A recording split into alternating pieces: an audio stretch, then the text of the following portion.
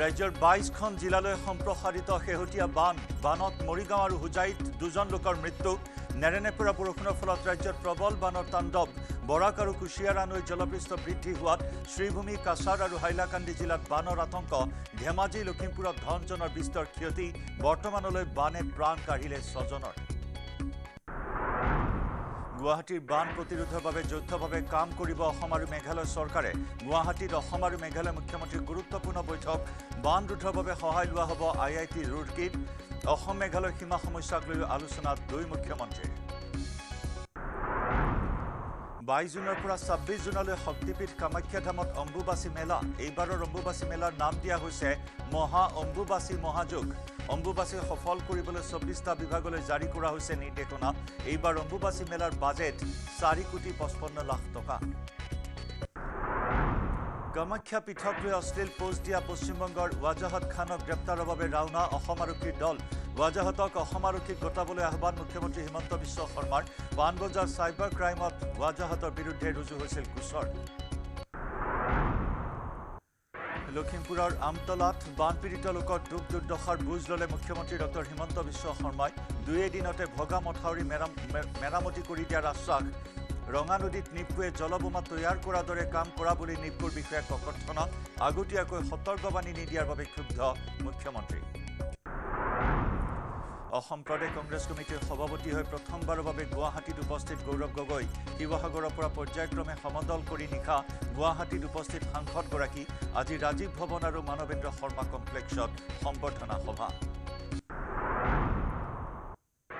আজি দেশৰ ক্ৰিকেট প্ৰেমীয়ে পাব IPLৰ নতুন চেম্পিয়ন এতিয়ালৈ খিতাপ জয় নকৰা ৰয়েল চেলেঞ্জাৰ্ছ বেংগালুৰু আৰু পাঞ্জাৱ কিংছৰ মাজত যুঁজ আহমেদাবাদৰ নৰেন্দ্ৰ মোদী ষ্টেডিয়ামত সন্ধিয়া ৮ বজাৰ পৰা খেল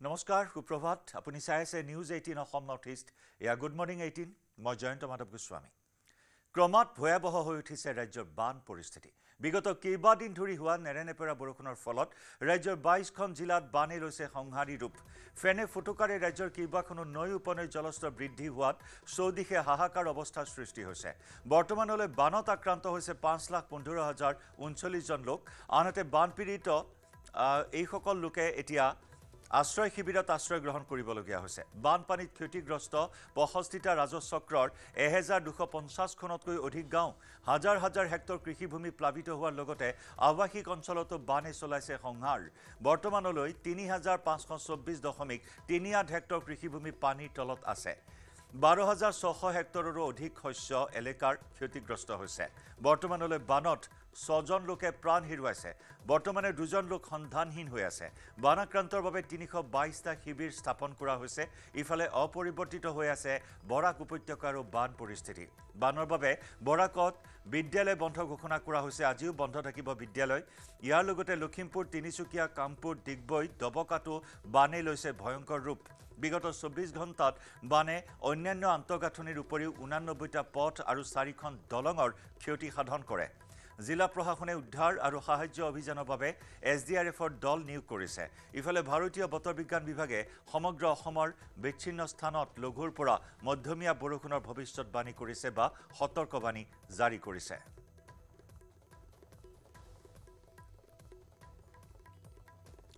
ক্ৰমাৎ ভয়াবহ হৈ উঠিছে ৰাজ্যৰ বান পৰিস্থিতি বিগত কেইবাদিন ধৰি হৈ আছে নেৰেনেপেৰা বৰষুণ য'ত নেকি ৰাজ্যৰ ২২খনকৈ জিলাত বৰ্তমান বানে ভয়ংকৰ ৰূপ ধাৰণ কৰিছে ৩ লক্ষাধিক লোক বানত আক্ৰান্ত হৈছে ফেনে ফুটুকাৰে ৰাজ্যৰ কেইবাখনো নৈ উপনৈৰ জলস্তৰ বৃদ্ধি হোৱাত চৌদিশে হাহাকাৰ অৱস্থাৰ সৃষ্টি হৈছে বৰ্তমানলৈ বানত আক্ৰান্ত হৈছে পুনৰ জনাইছোঁ ৫,১৫,০৩৯ জনকৈ লোক আনহাতে বানপীড়িত এইসমূহ অঞ্চলত এতিয়া বানে বিধ্বস্ত অৱস্থাৰ সৃষ্টি কৰিছে বানে এক প্ৰকাৰ ধ্বংসলীলা চলাইছে ঘৰ দুৱাৰ হেৰুৱাই সৰ্বশ্ৰান্ত হৈছে হাজাৰ হাজাৰ লোক বানপানীত ক্ষতিগ্ৰস্ত ৬৫টা ৰাজচক্ৰৰ ১,২৫০খনতকৈ অধিক গাঁও হাজাৰ হাজাৰ হেক্টৰ কৃষিভূমি প্লাবিত হোৱাৰ লগতে আৱাসিক অঞ্চলতো বানে চলাইছে সংহাৰ বৰ্তমানলৈ ৩,৫২৪.৩৮ হেক্টৰ কৃষিভূমি পানীৰ তলত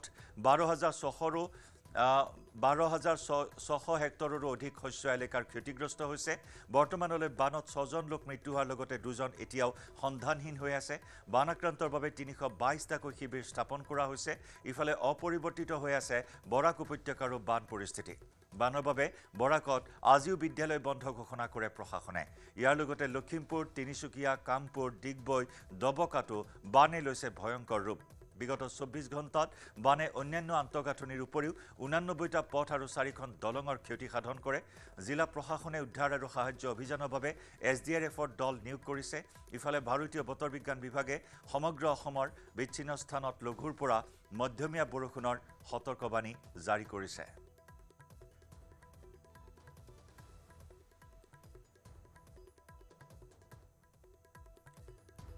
ইফালে হুজাইত বানত এজন লোকৰ মৃত্যুৰ খবৰ। মৃত লোকজন ৱাৰেগেডিং গাঁৱৰ নাৰায়ণ মল্লিক। ঘৰৰ পৰা 100 মিটাৰ নিলগৰ ৰেলপথলৈ বুলি সাঁতুৰি পাৰ হ'বলৈ লওঁতে মৃত্যুক সাৱটি লয় লোকজনে। আৰক্ষীয়ে উদ্ধাৰ কৰে লোকজনৰ মৃতদেহ। ধনজনৰ হানি। চৌদিশে বানত ধনজনৰ হানিৰ খবৰ আহিছে। হুজাইতো বানত এজন লোকৰ মৃত্যুৰ খবৰ। মৃত লোকজন ৱাৰেগেডিং গাঁৱৰ নাৰায়ণ মল্লিক। ঘৰৰ পৰা 100 মিটাৰ নিলগৰ ৰেলপথলৈ বুলি সাঁতুৰি পাৰ হ'বলৈ লওঁতেই মৃত্যুক সাৱটি লয় লোকজনে। আৰক্ষীয়ে উদ্ধাৰ কৰে লোকজনৰ মৃতদেহ।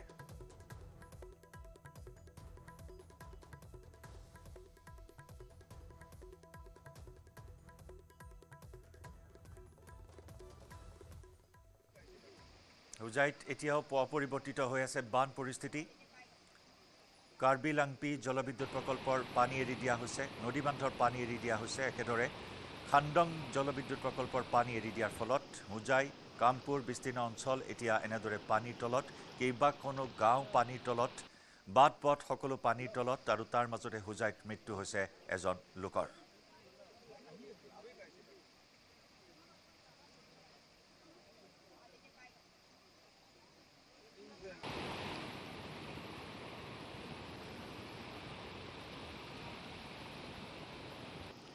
ইফালে মৰিগাঁৱৰ 1 নম্বৰ গুণামৰাটো এজনৰ মৃত্যু বানত। মৃত লোকজন প্ৰতাপ মেধি। কলং নৈৰ বাঢ়নী পানীয়ে উটুৱাই নিয়ে লোকজনক। পথাৰত এৰাল দিয়া গৰু চাবলৈ গৈছে লোকজন। SDRFে উদ্ধাৰ কৰে লোকজনৰ মৃতদেহ। এই পৰ্যন্ত 6জনৰ প্ৰাণহানি হৈছে বানত। 5 লক্ষাধিক লোক বানত আক্ৰান্ত হৈছে। ধনজনৰ হানি। মৰিগাঁৱত মৃত্যু হৈছে কলঙৰ বাঢ়নী পানীত। মৃত্যুক আঁকোৱালি ল'লে প্ৰতাপ মেধি নামৰ এজন লোকে। কলং নৈৰ বাঢ়নী পানীয়ে উটুৱাই নিছিল লোকজনক। পথাৰত এৰাল দিয়া গৰু চাবলৈ গৈছিল লোকজন। SDRFে ইতিমধ্যে উদ্ধাৰ কৰিবলৈ সক্ষম হয় প্ৰতাপ মেধি নামৰ লোকজনৰ মৃতদেহ।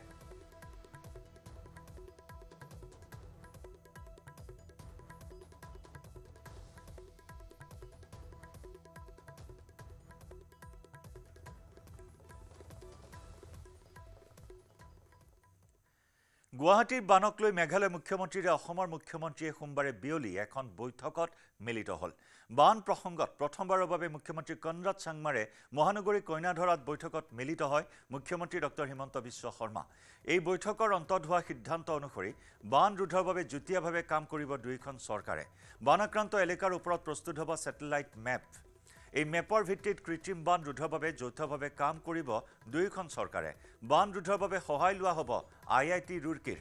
বৈঠকত USTM প্ৰসংগতো আলোচনা কৰে দুয়োগৰাকী মুখ্যমন্ত্ৰীয়ে।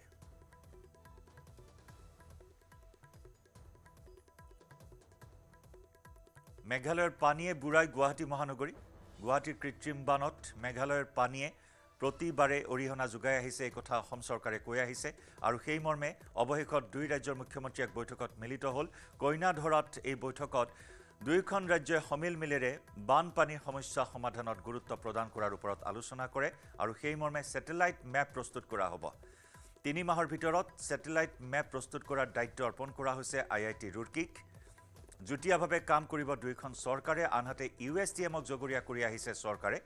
অসম চৰকাৰে গুৱাহাটীৰ কৃত্ৰিম বানৰ বাবে USTMকো জগৰীয়া কৰি আহিছিল বিগত সময়ছোৱাত আৰু সেই প্ৰসংগও কালিৰ বৈঠকত আলোচনা কৰে দুয়োগৰাকী মুখ্যমন্ত্ৰীয়ে।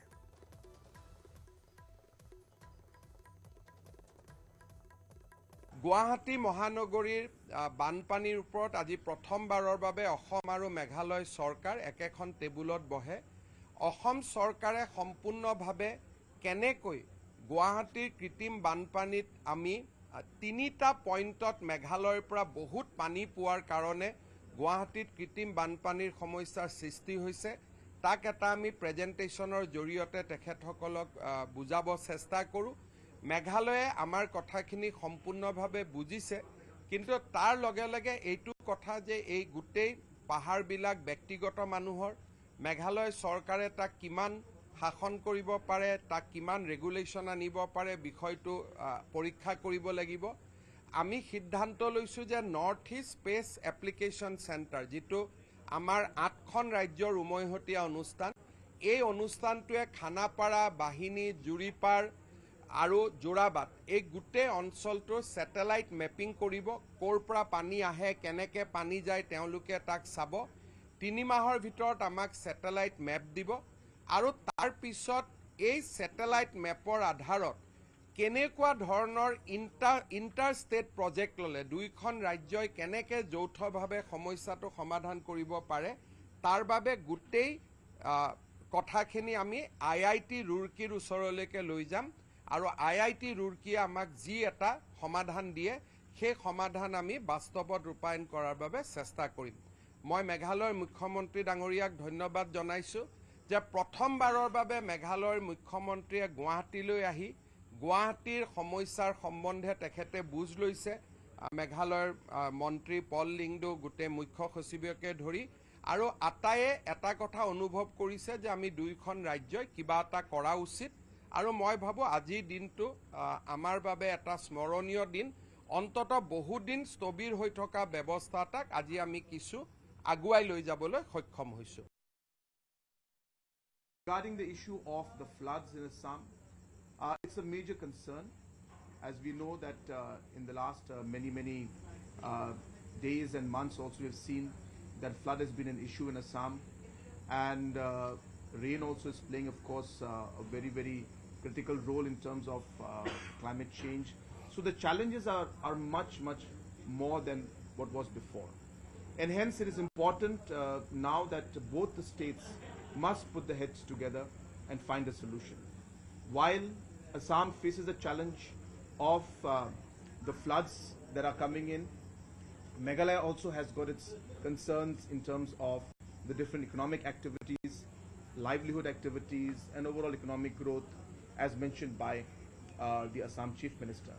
And hence, how could we work together so that we are able to find a solution to minimize the impact of the flood in the city of Guwahati, and yet at the same time be able to address the different concerns that are there for the people of Meghalaya. We have decided to work together. We have decided to approach NESAC to do a detailed study in terms of the entire satellite imaging, whether it is of the different forest area, whether it's a different water flowing, whether it's the different areas of water logging. Once this entire detailed study is done in the next 3 months, we will then approach agencies like the IIT Roorkee to further then break that analysis into actual steps that we could take to find a solution that would be able to implement for both the states and be beneficial for both the states, vis-a-vis reduce the flood problems in Guwahati to a large extent, and at the same time take care of the concerns that are there for the state of Meghalaya, especially when it comes to the overall economic development. আৰু ইফালে অসম মেঘালয় সীমা সমস্যাক লৈ আলোচনা দুই ৰাজ্যৰ মুখ্যমন্ত্ৰীৰ 12টা বিবাদিত এলেকাৰ 6টাৰ ওজৰ আপত্তি নিষ্পত্তি হৈছে। পিলিংকটা অঞ্চলৰ বাহিৰে অন্য অঞ্চলসমূহত শীঘ্ৰেই হ'ব পিলাৰৰ ব্যৱস্থা। 15 আগষ্টৰ পূৰ্বে 5টা বিবাদিত এলেকাত পিলাৰ দিয়াৰ ব্যৱস্থা কৰিব চৰকাৰে। বৈঠকৰ পাছত এই কথাও জনালে অসমৰ মুখ্যমন্ত্ৰী ডক্টৰ হিমন্ত বিশ্ব শৰ্মাই। আজি আমি অসম আৰু মেঘালয় চৰকাৰে এটা বন্ধুত্বমূলক আৰু সৌহাৰ্দ্যমূলক পৰিৱেশত আলোচনাত মিলিত হওঁ। আলোচনাত প্ৰথম ইছ্যু আছিলে যে আমাৰ যি সীমান্ত, বিশেষকৈ সীমান্ত অঞ্চলত হোৱা বিতৰ্ক 6টা অঞ্চলত আমি অৱসান কৰিছিলোঁ, বুজাবুজিৰ চুক্তি স্বাক্ষৰিত হৈছিলে। তাত আমি 15 আগষ্টৰ আগতে বাউণ্ডৰী পিলাৰ মৰাৰ বাবে আমি সিদ্ধান্ত লৈছোঁ মেঘালয়ে কেইটামান এৰিয়া আমাৰ পৰা বিচাৰিছে নতুনকৈ এখন গাঁও, কিন্তু লগত এইটো আমাক প্ৰতিশ্ৰুতি দিছে যে তাৰ বিপৰীতে সম পৰিমাণৰ মাটি তেওঁলোকে অসমক দিব। আমি এই বিষয়ত এসপ্তাহৰ ভিতৰত এটা সিদ্ধান্ত ল'ম। পিলিংকাটা এৰিয়াক বাদ দি বাকী 5টা এৰিয়াতে আমি 15 আগষ্টৰ আগতে বাউণ্ডৰী পিলাৰ যাতে মাৰিব পাৰোঁ, তাৰ বাবে দুইখন চৰকাৰে প্ৰচেষ্টা চলাবলৈ আজি সন্মতি প্ৰকাশ কৰে। শ্ৰীভূমি জিলাত বান পৰিস্থিতি আজিও অপৰিৱৰ্তিত। জিলাখনৰ পাথাৰকান্দি, ৰামকৃষ্ণনগৰ, উত্তৰ কৰিমগঞ্জ, দক্ষিণ কৰিমগঞ্জ 4টা সমষ্টিতে বান পৰিস্থিতি ক্ৰমাৎ জটিল হৈ পৰিছে। বিশেষকৈ পাথাৰকান্দি চহৰৰ লগতে পাৰ্শ্বৱৰ্তী বহুকেইটা অঞ্চল বানত বুৰ গৈ আছে।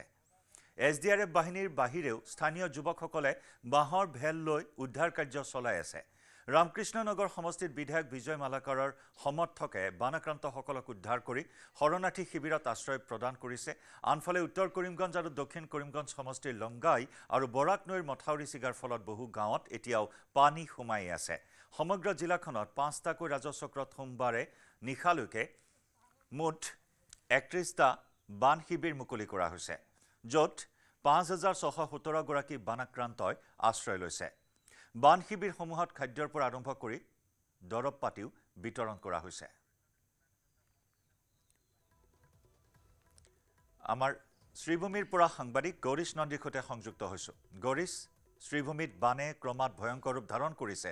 কিমান অঞ্চল, কিমান গাঁও বৰ্তমান প্লাবিত হৈ আছে, কিমান লোক বানাক্ৰান্ত হৈছে, সাহায্য সামগ্ৰী কেনেদৰে প্ৰদান কৰা হৈছে, শেহতীয়া খবৰখিনি জানিব বিচাৰিছোঁ। হয় জয়ন্ত, ক'ব গ'লে কিন্তু বান পৰিস্থিতিৰ উন্নতি হোৱা নাই শ্ৰীভূমি জিলাত। আৰু জিলাত যে 4টা সমষ্টি আছে আৰু 5টা ৰাজহ চাৰ্কল আছে, তাতে সৰ্বত্ৰ কিন্তু পানীয়ে টকবকাই আছে।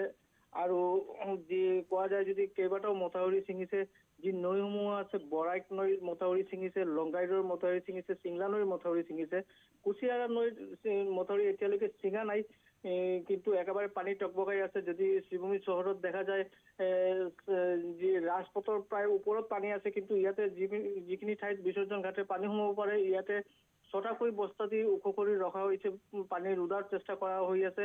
আৰু যদি কোৱা যায় যেন পাথাৰকান্দি সমষ্টিত ব্যাপক বন্যা পৰিস্থিতি বিৰাজ কৰি আছে। মানুহ ঘৰ দুৱাৰ সকলো বুৰি গৈছে, বিভিন্ন ঘৰত পানী সোমাইছে। ৰাইজে বাঁহৰ ভেলা বনাই ৰাইজক উদ্ধাৰ কৰি আছে বা যাতায়াত ৰক্ষা কৰি আছে, এনেদৰে পৰিস্থিতি বিৰাজ কৰি আছে।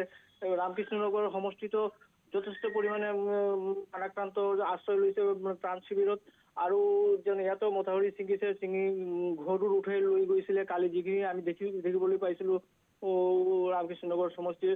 আৰু দক্ষিণ কৰিমগঞ্জতো 2টাকৈ মথাউৰি ছিঙা আছে, তাতেও বান পৰিস্থিতি আছে। আৰু যদি কোৱা যায় যেন আশ্ৰয় শিবিৰৰ কথা, আশ্ৰয় শিবিৰ এতিয়ালৈকে 31টা মুকলি কৰা হৈছে কালি ৰাতিলৈকে হিচাপ এইটো।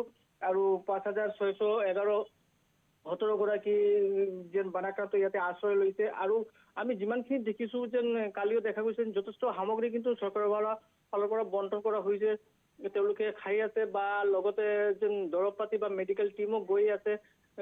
আৰু যদি কোৱা যায় যেন বিগত 24 ঘণ্টাত কিন্তু বাৰিষা অলপ ৰুদিছিলে, কিন্তু এই মুহূৰ্তত দেখা গৈছে যেন আজি ৰাতিপুৱাৰ পৰা কিন্তু আকৌ পুনৰ বৰষুণ চলি আছে। গতিকে বান পৰিস্থিতি এতিয়া 2-3 দিনলৈকে কিন্তু পৰিৱৰ্তন নহয় বুলি ধৰিব পাৰে জয়ন্ত। নিশ্চয় গৌৰীশ, তাতে আকৌ বৰষুণ দিয়াৰ কথা আপুনি আমাক জনাইছে। যিখিনি দৃশ্য এই মুহূৰ্তত আপুনি আমালৈ প্ৰেৰণ কৰিছে, আমি দেখুৱাই আছোঁ আমাৰ দৰ্শকসকলক, অতি ভয়াৱহ। ক'ৰবাত এবুকু পৰ্যন্ত পানী। গৌৰীশ, এই মুহূৰ্তত ব্যাপক ক্ষতিৰ সন্মুখীন হৈছে, ঘৰ দুৱাৰ, গাড়ী মটৰ সকলো ব্যাপক ৰূপত ক্ষতি হৈছে। হয়, যদি পাথাৰকান্দিৰ কথা কোৱা যায়, আটাইতকৈ অধিক পানী হৈছে পাথাৰকান্দি সমষ্টিত। আৰু পাথাৰকান্দিত পানী এবুকু পানী, আৰু কোনো ঠাইত আছে মানুহ ঠাই নাপায়। ইয়াতে বহু তলত আছে পথবাট। পাথাৰকান্দি থানাৰ সন্মুখত বা থানা বা আৰু বিভিন্ন কাৰ্যালয় আছে। পাথাৰকান্দি এটা সৰু চহৰ, সকলো কাৰ্যালয় একে ঠাইত আছে, বিভিন্ন কাৰ্যালয় বুৰি আছে। এটা ডাকঘৰ আছে, পাথাৰকান্দিৰ ডাকঘৰখন প্ৰায় মধুজলৈকে প্ৰায় পানী আছে। গতিকে ভয়ংকৰ পৰিস্থিতি পাথাৰকান্দিত আছে, আৰু সকলো কিন্তু সমষ্টিত এনেদৰে পৰিস্থিতি প্ৰায় বিৰাজ কৰি আছে। ধন্যবাদ গৌৰীশ। বর্তমান বন্যা পরিস্থিতি তো খুবই শোচনীয়। আমাদের এত অঞ্চলের আমরা পাথারকান্দি পশ্চিম যেটা আছে বিলবাড়ির অবস্থাও খুবই শোচনীয়। যেখানে ভাঙ্গা, যেখানে জলের ভাঙন যেখানে, সেখানেও আমার পরিস্থিতি খুবই শোচনীয়। ওই জলগুলা এসে আমাদের পাথারকান্দির রোডের পূব সাইড যেটা আছে, পশ্চিম সাইডটা এফেক্টেড, কিন্তু পূবের সাইডটাও বর্তমানে খুবই এফেক্টেড। আরো 10-15 মিনিট যদি জলের মানে অবস্থা আরো 10-15 মিনিটের মধ্যে যে কয়েকটা বাড়ি আছে সবই ডুবন্ত অবস্থা 90%, কিন্তু 10% যেটা ডুবছে না এটাও মোটামুটি 10-15 মিনিটের মধ্যে ডুবে যায়। আমরা তো জলে ডুবাইছে, নৌকা দিয়ে আনছেন আমরা আশেপাশে ঘর বাড়ি সব ডুবাইল, নৌকা দিয়ে আনছেন গিয়া আমরা বিজয় মালাকারে আনাইছেন, সাহায্য সকল করছেন। ওষুধ দিছেন, আজকে অনেক ওষুধ দিছেন, আর খানিও খাবাইছেন, আমরা দেখছেন ঘুমাইছিও থাকছিও। মাননীয় বিধায়ক এর প্রচেষ্টায় এখানে একটা আশ্রয় শিবির হয়েছে, ব্রাটুক মিডিল স্কুলে আরেকটা আশ্রয় শিবির হয়েছে এই হরিনগর 343 নম্বর হরিনগর এলপি স্কুলে, মানে মালাকার বস্তিতে। ওই দুই জায়গাতে আশ্রয় শিবির হয়েছে। এখানে গতকালকে 143 জনের মতো মানুষ ছিল, প্রায় 42 পরিবারের মতো। তো ওদের খাওয়া দাওয়ার ব্যবস্থা উনি করে দিয়েছেন। তার সঙ্গে কালকে বিকাল থেকে মানে সরকার থেকেও রিলিফ আসছে, রিলিফ এসেছে কিছু ওনাদের জন্য। এখানে ভালো পরিস্থিতি আছে এখন। মহানগৰীত এটিএমত জমা থবলৈ অহা ধন লৈ উধাও হ'ল চালক। মহানগৰীৰ মালিগাঁৱত সংঘটিত হৈছে এই ঘটনা। CMS সংস্থাৰ বাহনখনত আছিল 54 লাখ টকা। ধনৰাশি লৈ বাহনখন এৰি পলায়ন কৰে চালকজনে। পলাতক গাড়ী চালকজন নগাঁৱৰ নয়নমণি বৰুৱা। ঘটনাস্থলীত উপস্থিত হৈছে জালুকবাৰী আৰক্ষীৰ লগতে উপস্থিত হৈছে CMS নামৰ সংস্থাটোৰ বিষয়ববীয়া। ইফালে বাহনখনৰ পৰা উদ্ধাৰ কৰা হৈছে 54,000 টকা।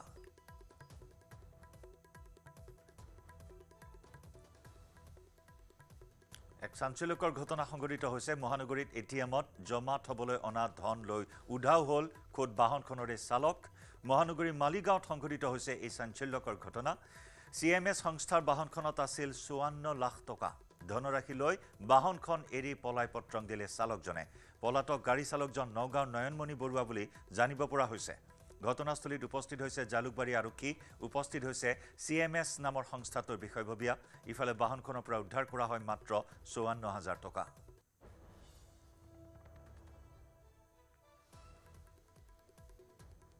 আমাৰ ড্ৰাইভাৰজনে যিজনে আমাৰ কালেকশ্যন কৰিছিলে, ল'ৰাজনে ড্ৰাইভাৰজনে মনে মনে গাড়ীখন লৈ নিয়াত কেছটো পেলাই থৈ গৈছে, চুৰ কৰিছে মানে ড্ৰাইভাৰজনৰ নাম হৈ গ'ল আপোনাৰ কি আছিলে নয়নমণি বৰুৱা, নগাঁও।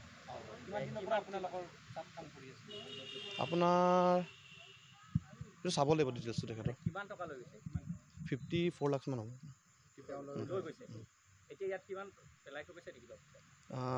54,000 পোৱা হৈছে। পুলিচক ধন্যবাদ। CMS info system.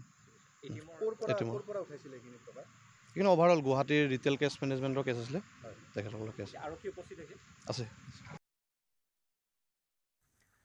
যুৱকৰ মৃত্যুক লৈ ৰঙিয়াৰ চিকিৎসালয়ত উত্তপ্ত পৰিস্থিতি। ৰঙিয়া মহকুমা অসামৰিক চিকিৎসালয়ত এই পৰিস্থিতি।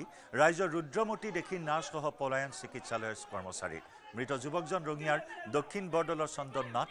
ভৰিৰ বিষৰ বাবে চিকিৎসালয়লৈ আহিছিল যুৱকজন। বেজী লোৱাৰ পাছতে গুৰুতৰভাৱে অসুস্থ হৈ পৰিছিল যুৱকজন। আৰক্ষীয়ে নিয়ন্ত্ৰণ কৰে ঘটনাস্থলীৰ পৰিস্থিতি।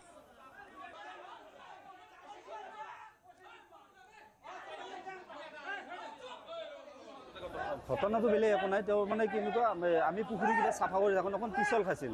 তো পিছল খোৱাৰ পিছত মানে অকণমান ভৰিত বিষ হৈছিল। তো ভৰিটোত বিষ হোৱাৰ পিছত মানে তোমাৰ সেই বিষটো দেখাবৰ কাৰণে লৈ আহিল। তাৰ পিছত অকণমান মেডিচিন দিলে আপোনাৰ মডেলত। তো মডেলত মেডিচিন দিয়াৰ কাৰণে ভাল পোৱা নাই। তো আজি ৰাতিপুৱা তেওঁক মানে হেৰিত লৈ আহিছে, ইয়াতে বনগাঁৱত লৈ আহিছে। তাৰপিছত এটা ইনজেকশ্যন দিছে। ইনজেকশ্যন দিয়াৰ পিছত ইনজেকশ্যনটো লৈ কেনে গুচি গ'ল ঘৰত। তাৰপিছত লাহে লাহে তেওঁৰ ভৰিখন মানে লৰচৰ কৰিব পৰা নাই, আকৌ নীলা হৈ গৈছে, মানে ভৰিখন নীলা টাইপৰ হৈ গৈছে। তো সেইখিনি হোৱাৰ পিছত আকৌ আবেলি টাইমত লৈ আহিল। অনাৰ পিছত ঠিক 7:30 বজাত আপোনাৰ মানে জিভাখন টানি লৈ গৈ আছে, চকুকেইটা পাতি দিছে। এইখিনি পোৱাৰ পিছত আৰু তাৰপৰা ইয়াত অহাৰ পিছত আৰু ইমাৰ্জেঞ্চি সেই কৰিলে, মানে ইমাৰ্জেঞ্চি হোৱাৰ কাৰণে কৈছে নলবাৰী আপোনালোকে লৈ যাওক। তো নলবাৰী নি কিন্তু ষষ্ঠী লৈ গ'লোঁ। ষষ্ঠী নাপালেই, আধা ৰাস্তাতে মানে ডেড হৈছে। ইনজেকশ্যনটো দিয়াৰ পিছত ঢুকাইছে আৰু। আমি ন্যায় বিচাৰোঁ কি কাৰণত এনেকুৱা হ'ল ইমান ভুল ট্ৰিটমেণ্ট কিয় হয় আমি যদি চৰকাৰী মেডিকেল এখন আমি বিশ্বাসত আহোঁ আমি গৰীব মানুহ আমি বিশ্বাসত আহোঁ আমি যদি মানে ভাল ট্ৰিটমেণ্ট এটা নাপাওঁ আমি যাম ক'ত স্বস্তিখনো আছিল আমিতো তাতো দেখাব পাৰিলোঁ নিশ্চয় এটা ভাল বুলি কাৰণে আহিলোঁ কিন্তু আজি কি হ'ল মোৰ নিজৰ ভাই হয় তো মই ভাই এটা হেৰালোঁ নে নাই তো সেইটো কাৰণে আমি এটা ভাল ন্যায় এটা বিচাৰোঁ আৰু গহপুৰৰ দক্ষিণাঞ্চলত কিছু পৰিমাণে হ্ৰাস পাইছে বান কমিলেও ৰাজ্যৰ দুৰ্দশাৰ অন্ত পৰা নাই পশুধনৰ খাদ্যৰ অভাৱে দেখা দিছে বান বিধ্বস্ত অঞ্চলত ৰোগীসকলৰ বাবে সমস্যাৰ সৃষ্টি হৈছে গহপুৰত চিকিৎসালয়ৰ পৰা আহ-যাহ কৰোঁতে ৰোগীয়া শৰীৰেৰে ব্যক্তিগত নাৱৰ বাবে ঘণ্টাৰ পিছত ঘণ্টা অপেক্ষা কৰিবলগীয়া হৈছে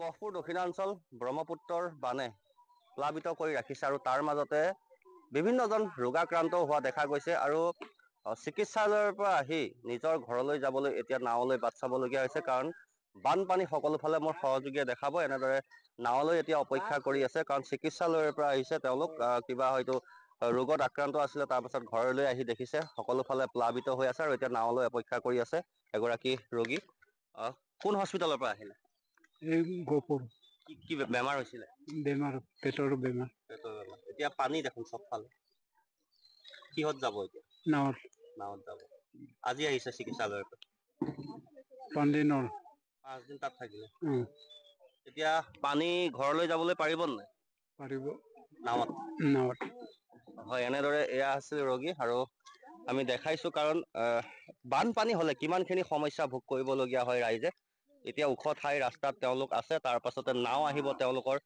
সেয়া নাৱত তেওঁলোক ঘৰলৈ যাব আৰু এনেদৰে আচলতে বানপানী হলে বিভিন্নজনৰ বিভিন্ন অসুবিধা আপুনিও গৈছিলে লগত বেমাৰ হৈছে এতিয়া ঘৰতো চাগে পানী ঘৰতো পানী এতিয়া কিহত যাব নাৱত এতিয়া বানপানী হলে হঠাতে যেতিয়া এনেকে বানপানী হয় এতিয়া আপোনালোকৰ বহুখিনি সমস্যা হয় সমস্যা হয় আৰু নহয় জানো খোৱা বোৱা পৰা ধৰি গৰু গাই পৰা ধৰি বহুত আমাৰ অসুবিধা হয় নিশ্চয় আৰু আছে স্থানীয় ৰাইজ দাদা যেতিয়া ব্ৰহ্মপুত্ৰৰ বান দেখিছো বা সকলো ফালে প্লাবিত কৰি আহিছে এয়া ৰোগীয়া হস্পিটেলৰ পৰা আহি নাৱলৈ অপেক্ষা কৰি আছে গতিকে যেতিয়া বানপানী হয় গোটেই ৰাইজৰ এক প্ৰকাৰ দুৰ্দশা হয় দুৰ্দশা মানে একেবাৰে দুৰ্দশা আৰু যোৱাকালি কাৰেণ্টৰ খুঁটা 5 মিনিটৰ ভিতৰত 3টা খুঁটা পেলাই দিলে এতিয়া আমাৰ গোটেইখন গোপালজানি আৰু চুটে চাপৰি আন্ধাৰত আছো আমি এতিয়া এইফালে ঘৰৰ ভিতৰত পানী আন্ধাৰ আছো এতিয়া আমি আৰু মানুহতো বাৰু যেনেকে হলেও থাকিব কিন্তু গৰু ম'হ ছাগলীটো আৰু সমস্যা গৰু ম'হ এতিয়া ওখ ভেটিৰ ওপৰতে আছে ঘাঁহ চাহ নাই আৰু মানে এতিয়া মানুহে বাচিব নে গৰু ম'হকে বচাব তেনেকুৱা হৈছে গৰু ম'হৰ কাৰণে কিবা খাদ্য ব্যৱস্থা কৰিছে নে খাদ্য প্ৰশাসনে একো দিয়া নাই বাৰু এতিয়ালৈকে মানে এতিয়ালৈকে মানে কোনো খবৰে লোৱা নাই আমাৰ মৰিছো নে আছো নে খবৰ খাতি লোৱা নাই খালি ভোটৰ টাইমতহে যাব আৰু খালি আমাক জিকাওক ভোট দিয়ক আমি চাম সেয়া কৰি আছে এতিয়া পানী শুকোৱাৰ কমাৰ কিবা আশংকা আছে পানী কমাটো আজিতো বৰ্তমানলৈকে বাঢ়ি আছে বাৰু কাইলৈ জানো কি হয়গৈ এতিয়া আৰু আজি এতিয়ালৈকে বৰ্তমানলৈকে বৰষুণ যদি দি নাথাকে তেতিয়া কমাৰ এটা সম্ভাৱনা বৰষুণ নিদিলে তেতিয়াহ'লে পানীটো ৰখিব আৰু ৰাতিলে নিশ্চয়কৈ আৰু এনেদৰে এতিয়া বানপানী হলে বিভিন্ন সমস্যাত ভোগে আৰু আমি দেখুৱাবলৈ চেষ্টা কৰিলো গহপুৰ দক্ষিণাঞ্চলৰ যি তলতলি অঞ্চল আছে বা ডাঠকলা অঞ্চল আছে খুটে চাপৰি গোপাল জাৰণি ইত্যাদি গাঁও এতিয়া সকলোবিলাক প্লাবিত হৈ আছে আৰু তাৰে ওখ এটা স্থান ৰাস্তা তাতে ৰাইজ আছে নিজৰ ঘৰলৈ যাবলৈ তেওঁলোক সাজু হৈছে আৰু এনেদৰে ৰোগীও আছে গতিকে গোটেই বানপানী আহিলে আচলতে এক প্ৰকাৰ ৰাইজৰ নাজল নাথল অৱস্থা হোৱা দেখা যায়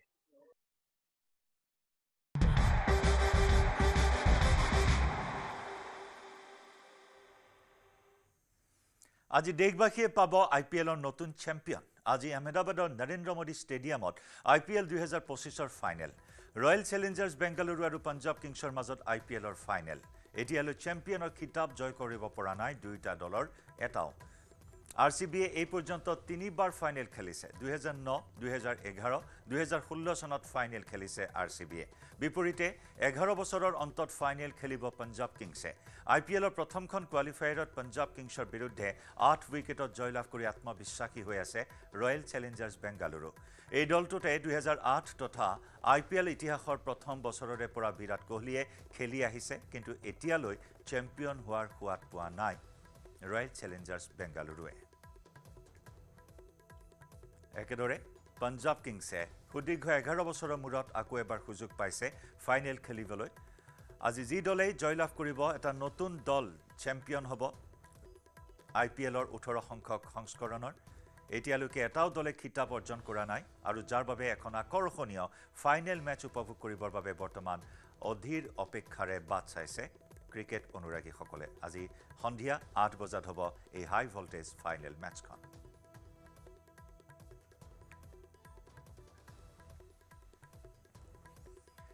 প্ৰতিশ্ৰুতি ৰক্ষা কৰিলে মুখ্যমন্ত্ৰী ডক্টৰ হিমন্ত বিশ্ব শৰ্মাই নিশাৰ ভিতৰতে বাহিৰ কৰিলে ৰঙা নদীৰ আবদ্ধ পানী আমতলাত চেনেল কাটিং কৰি বাহিৰ কৰিলে আবদ্ধ পানী আমতলাৰ 12খন গাঁও বুৰ গৈ আছিল বানত সোমবাৰে মুখ্যমন্ত্ৰীয়ে বান পৰিস্থিতি পৰিদৰ্শন কৰি চেনেল কাটিং কৰি আমতলাৰ 12খন গাঁৱক বানমুক্ত কৰাৰ কথা দিছিল বানাক্ৰান্তক 31 মেত নিপকোৰ ৰঙা নদী জলবিদ্যুৎ প্ৰকল্পৰ পানীয়ে বিচ্ছিন্ন কৰিছিল আমতলাৰ নগৰ গাঁও আলফা মথাউৰি বিচ্ছিন্ন কৰি পানী সোমাই বাঢ়ুনি পানীত আবদ্ধ হৈ পৰিছিল 12খনকৈ গাঁও অধিক খবৰ লাভ কৰিবলৈ সংযুক্ত হৈছে লখিমপুৰৰ পৰা আমাৰ সাংবাদিক সঞ্জীৱ লাহনৰ সৈতে সঞ্জীৱ কালি মুখ্যমন্ত্ৰীগৰাকীয়ে সেই অঞ্চল পৰিদৰ্শন কৰিছিল আৰু তাৰ পিছত যে প্ৰতিশ্ৰুতি প্ৰদান কৰিছিল এই মুহূৰ্তত সেই কাম কৰা হৈছে শেহতীয়া কি খবৰ আছে শেহতীয়াকৈ জয়ন্ত ভাল খবৰ যে যিটো অঞ্চলৰ কথা ইতিমধ্যে আমি যোৱাকালিৰ পৰা দেখুৱাই আছো মুখ্যমন্ত্ৰী ভ্ৰমণ কৰাৰ সময়ৰ পৰা সেই অঞ্চলটোৰ যিসকল লোক আছে তেওঁলোকৰ ঘৰৰ পৰা পানী ইতিমধ্যে ওলাই গৈছে আৰু তেওঁলোকে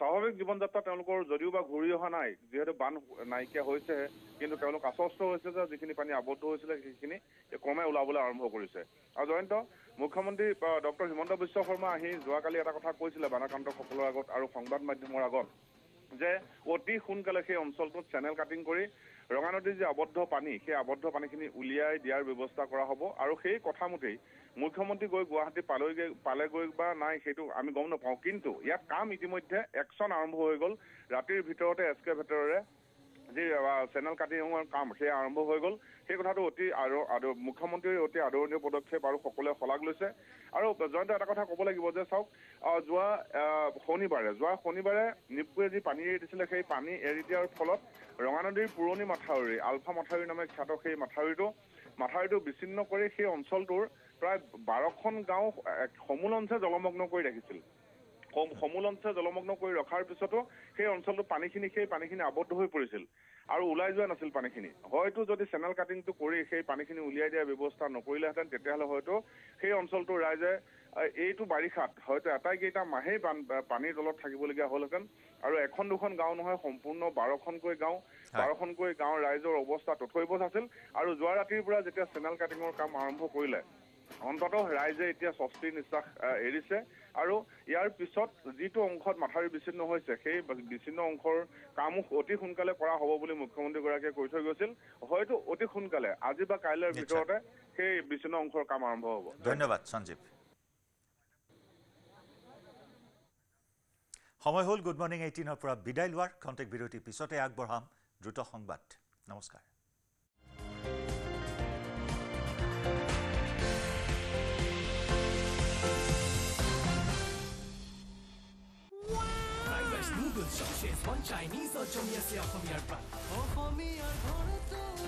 Sunrise Chinese Masala. এতিয়া ঘৰতে চাইনাটাউন কোনোবা এটা দেখুৱাচোন মাত্ৰ মাইথন ষ্টিলহে দিব ঠিক আছে নে ষ্ট্ৰং মানে মাইথন ষ্টিল টেক্সট হেডলাইনছ আগবঢ়াইছে এভৰিডে মছালা সোনাক্ষী মছলা ক'ত থৈছা ইফাল সকলো ফালে বিচাৰিলো মই বিচাৰি পোৱা নাই খামোছ চুপ এইবাৰ চোৱা এভৰিডে মছলা বোলা ৰান্ধো মছালেদাৰ চলে প্ৰতিদিনৰ ৰান্ধাত এভৰিডে মছলা বিশুদ্ধ মছলা সুগন্ধ আৰু আচল সোৱাদ টেষ্ট এনেকুৱা প্ৰতি ৰান্ধাত আনে সোৱাদ এভৰিডে মছলা দেশৰ সোৱাদ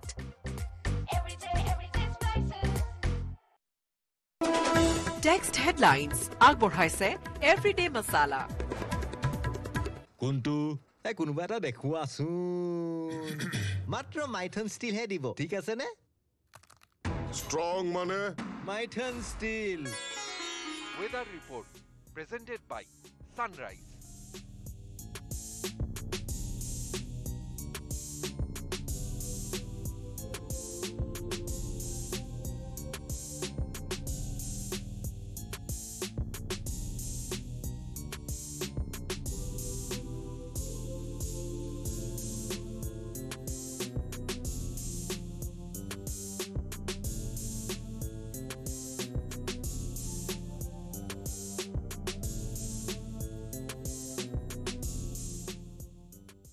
Weather report presented by Sunrise.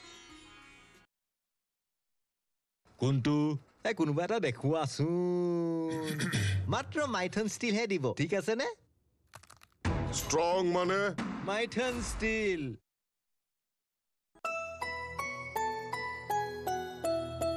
সোৱাদে ভৰা ঘিৰে সুবাস লংতৰাই কি ভাল খাবলৈ বিশুদ্ধ ঘিৰ আবেগ ভৰা লংতৰাই অপূৰ্ব সুগন্ধ পুষ্টি ভৰা ঘিৰে আহা গৰুৰ ঘি প্ৰিয় আমাৰ লংতৰাই ইয়াকে বোলে বিশুদ্ধ ঘি বিশুদ্ধ ঘিৰ নাম কলে বুজাও লংতৰাই লংতৰাই সদায় খাবলৈ মন যায় লংতৰাই লংতৰাই লংতৰাই